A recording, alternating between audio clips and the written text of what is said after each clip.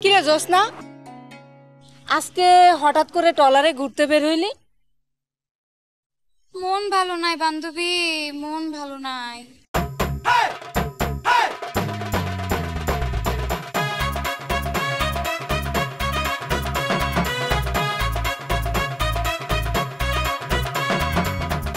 কি মন খারাপ কেন?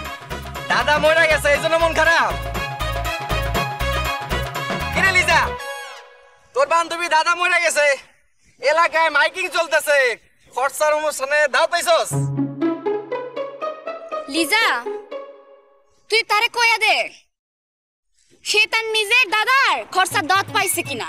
যদি না পায় থাকে তাহলে তুই দাওয়াত দিয়া দে।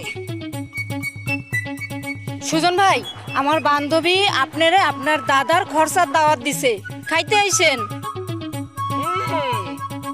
তোর বান্ধবী তার দাদার একমাত্র নাতনি, দুনিয়া ভর দেখছি।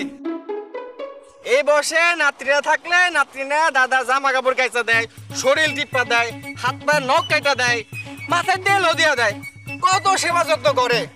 এতে কি হয়? এতে একটা ট্রেনিং হয় যাতে বিয়ের পর স্বামীর সেবা যত্ন করতে পারে।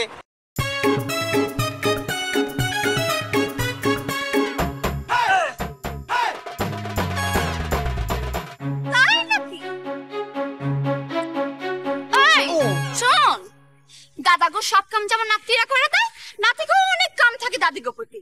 তুই কি একটাও করস? হ্যাঁ, এই যে মনে কর নাতিগো দায়িত্ব থাকে, দাদিগো মনে কর উঠান লেপা দেয়, ঘর লেপা দেয়, মনে কর দাদিগো ব্লাউজ ধুইয়া দেয়, দাদিগো মাথায় তেল দিয়া দেয়, তেল দেওয়ার পরে উকুনও বাচ্চা দেয়। তুই তো একটাও করস না। শোন, নাতিগো এ অভিজ্ঞতা ভবিষ্যতে বিয়ার পর এই নাতিগো কাজে লাগে, বউয়ের কামে লাগায়। ঘর জামাই না করে। ঘর জামাই না থাকলে কি তোর কপালে বউ জুটবো? তোর মতো পাগল ছাগলে কেন বিয়ে করবো? চল। এই লিজা, সব জামাই তো ঘরে থাকে, কোনো জামাই কি আছে যে ঘরের বাইরে থাকে? তোর বান্ধবী মনে হয় জামাইরে ঘরে থাকতে দিব না, উঠানে পাটি বিছায়া শুতে দিব। অবশ্য যে কোয়ালিটি, না আছে চেহারা, না আছে সুরত, এরকম পেট নিয়ে তো কোনো পোলা বিয়া করবো না। ওর জামাই শেষ ভরসা।